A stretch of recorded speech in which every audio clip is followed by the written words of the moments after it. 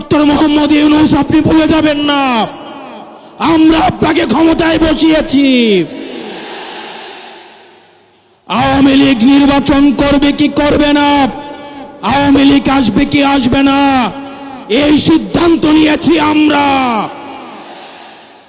আওয়ামী লীগ মারা গিয়েছে বাংলাদেশে, আর জানাজা হয়েছে দিল্লিতে। 5 আগস্টের পরে 5 আগস্ট আমরা সিদ্ধান্ত জানিয়ে দিয়েছি, এই ভূখণ্ডে আওয়ামী লীগের আর পুনর্বাসন হবে না। যেই আওয়ামী লীগ আমাদের দাড়ি টুপিওয়ালা ভাইদেরকে বাইতুল মুকাররমের সামনে থেকে টেনে টেনে রাস্তায় নামিয়ে এনেছিল, সেই আওয়ামী লীগের আর পুনর্বাসন হবে না।